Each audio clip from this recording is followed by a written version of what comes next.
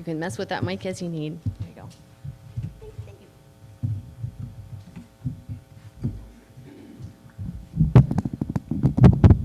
It's probably all right. Can you guys hear me?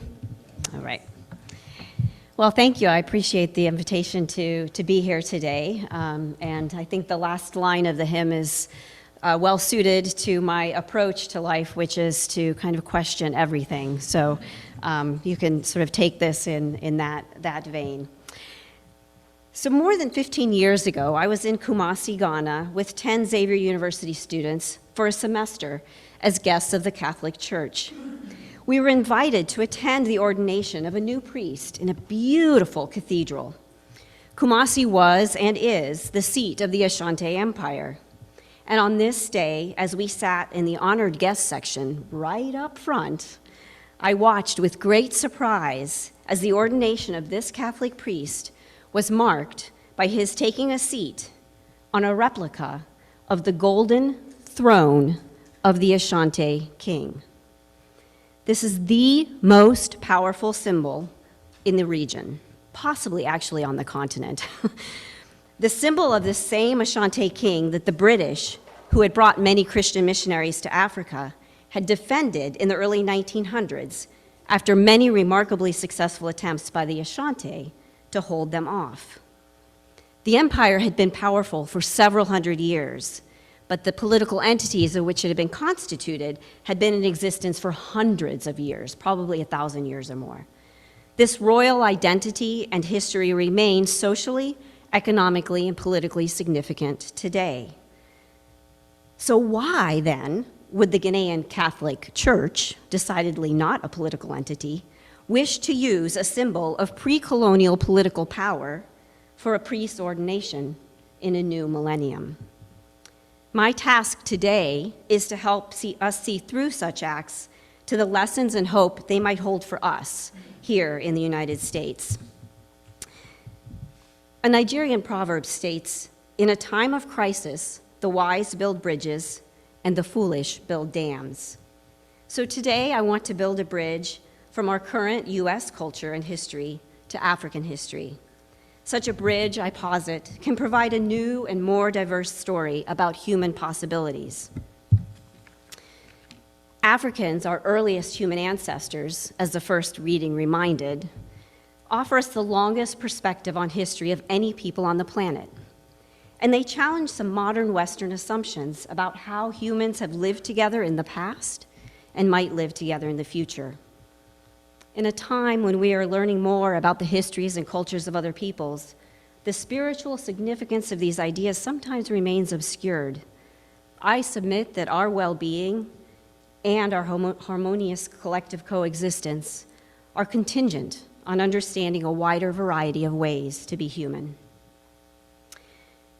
Traditions and ideas that cultures have held for thousands of years are literally sustainable. That is, they are adapted to an environment and people and their needs over the long term.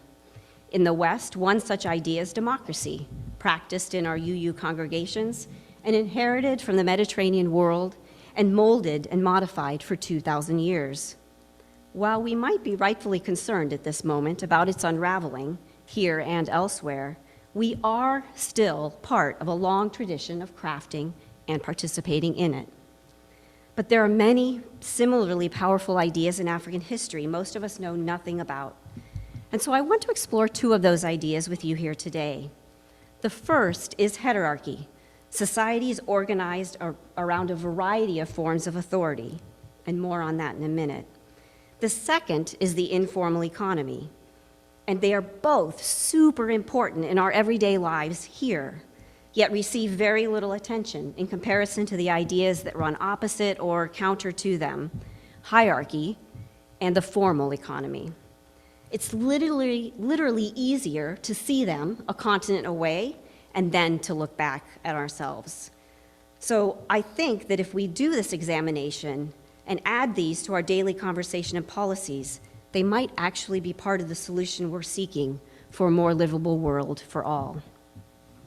So heterarchy. Heterarchy is a way of thinking about power and authority across and between social groups, institutions, and people. It implies diffuse, independent sources of power. Rather than vertical power, it's horizontal. So a community with a school board, a mayor's council, volunteer fire department has multiple sources of authority and power. This might sound familiar to you, but a community run by a mafia boss would not. Many African societies for millennia had a variety of structures that included a chief or an elder who was respected for his wisdom or wealth or access to resources or link to the past or some other reason. But usually he, or more rarely she, led in consultation with other men and women to make decisions and judge cases. They often worked alongside others with competing realms of authority, religious, intellectual, economic. So one way to think about societies with hierarchy, including our own, is that they have unofficial leaders but not rulers. But it's even more complicated than that, because often hierarchical societies involved hierarchy. So the best way to illustrate this is by looking at a kingdom in East Africa, Buganda.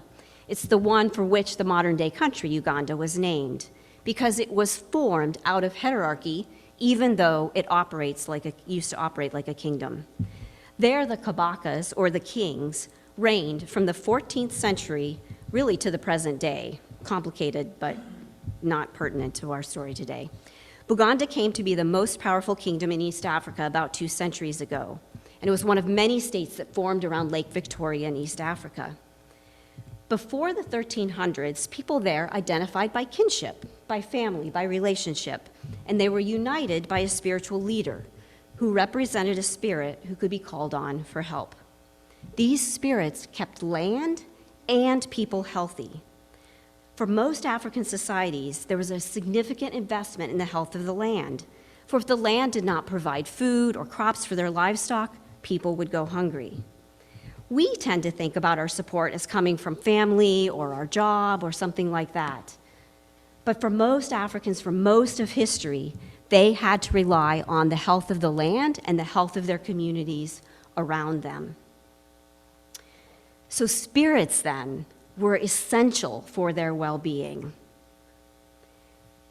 As the Buganda kingdom expanded then in the 1700s, another idea, clanship, became a means of connecting people who were not necessarily related by blood. Now, often when we hear this term clan, we think of blood relations. But this term was actually invented and created to do something other than blood relationship. And so it was meant to satisfy a need, and that need was to create larger communities that would maximize well-being, not based on kinship and not based on spirits, which isn't to say those aren't in play. They are still in play.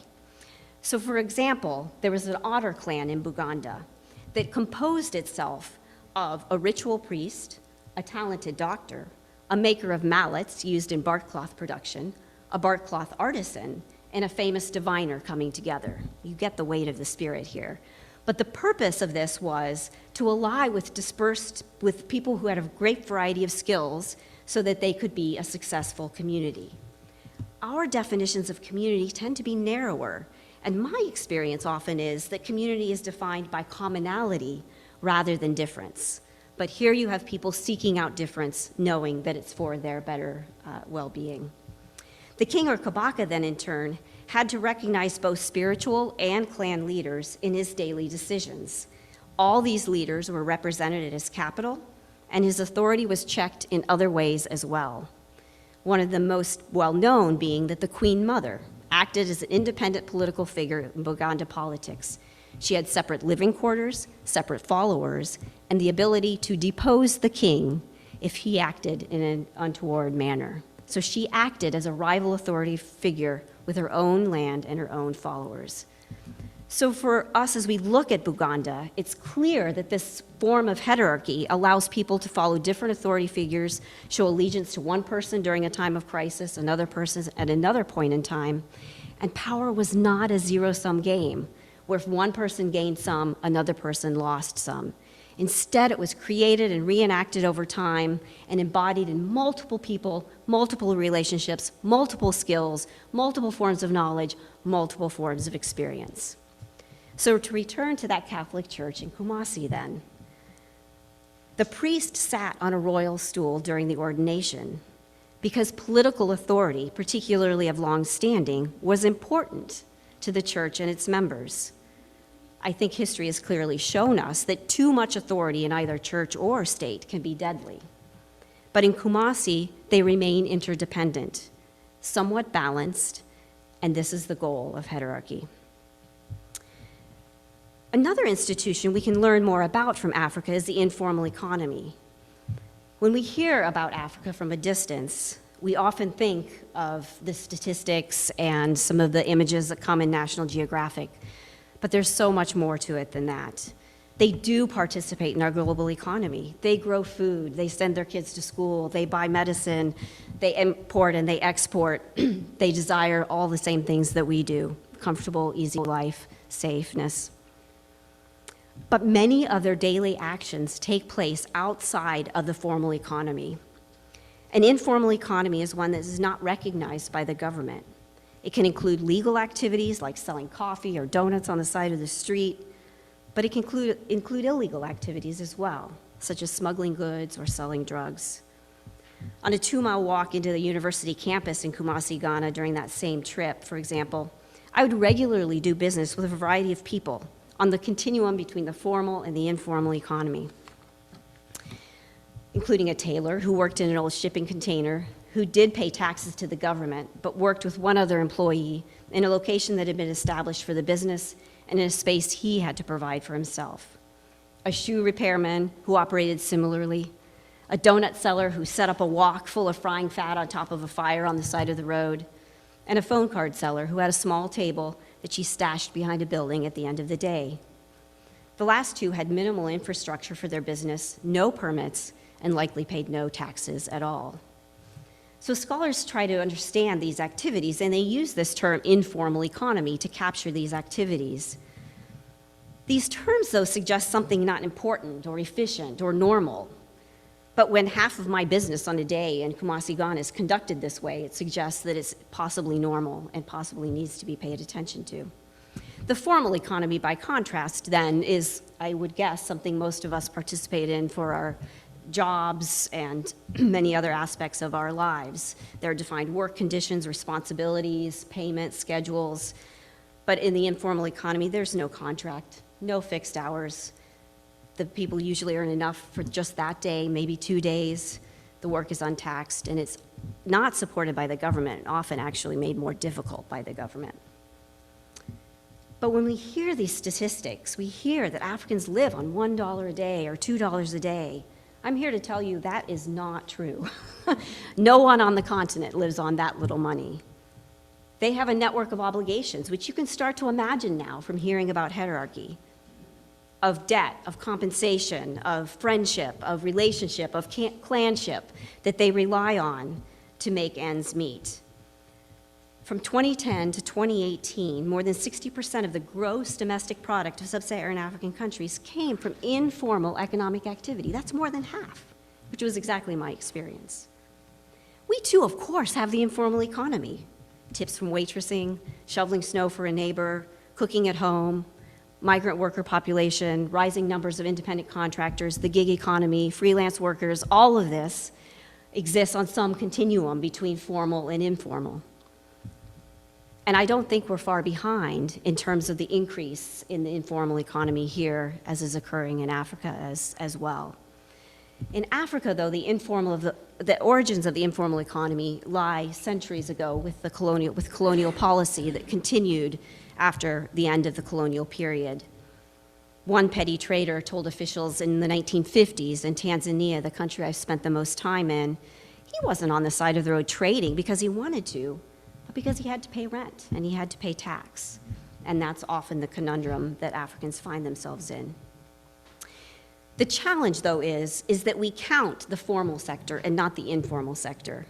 So these people who are making a decent living in the informal economy statistically don't count. You and I don't see them, right? We don't pay attention to them because they're not in our statistics. They're not in the way we think about how people engage with the economy. But they do count to their kin, to friends, to the global economy. They're a strong signal that our institutions and our means of reckoning have not kept up with human reality. So they are a part of the global economy, no less a part of it than anyone else. And their presence in cities and responses to their difficult circumstances are in many ways a reflection on choices that their governments have made, that some of us have made, that corporations have made. To write them off is obviously not the correct solution. So in conclusion, it's really hard for me to imagine a future in which the numbers of people who are participating in the informal economy here and elsewhere decreases.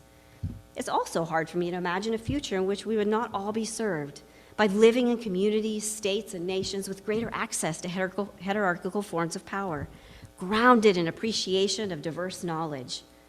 These are practical, but also spiritual challenges.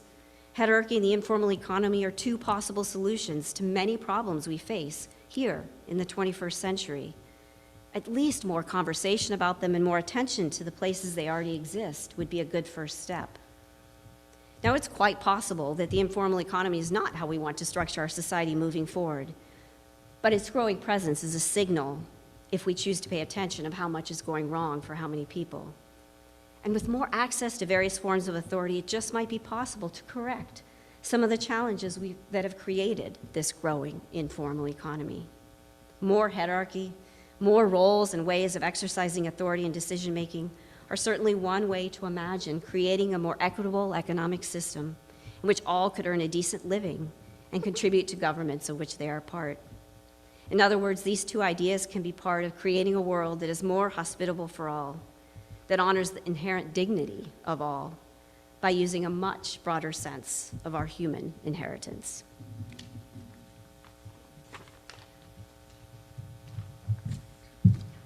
Thanks, Kathleen. And we're going to go back to Michelle.